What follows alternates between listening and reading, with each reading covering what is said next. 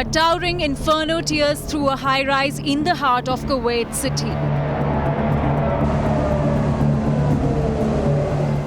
Flames leap dozens of floors high, lighting up the night skyline.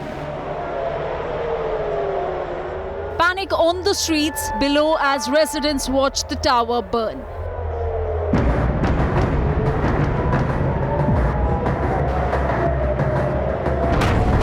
Iran continues to pound the neighboring Gulf nations with back-to-back missile strikes.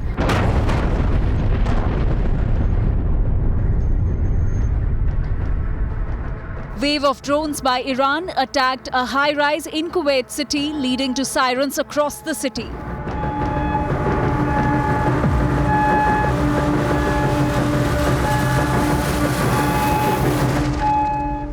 Smoke rising from a facility that powers the Bahrain's water supply.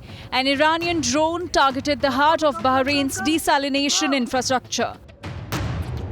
Do lunch. My God!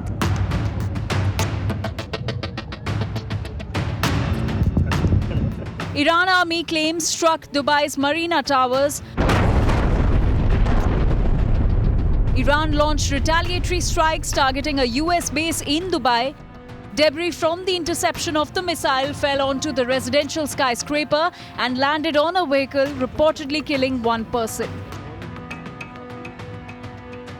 Many times the debris are falling in the residential area and the commercial area, and Dubai Marina being one of the most prestigious. You have the millionaires, billionaires living in this area, their commercial interest of UAE. And along with that, the similar line to the southern connects to the Strait of Hormuz, that is the trade line, perhaps the nerve line of entire Middle East nation that supplies oil, which is the backbone of their economy. These attacks occurred hours after Iran announced it would not target neighboring countries under conditions that neighbors won't give land to launch attacks and shut their airspaces for Israel or the United States.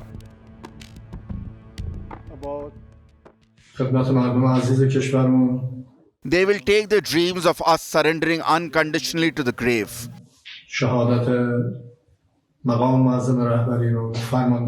I apologize to our neighboring countries. We have no intention of invading other countries. With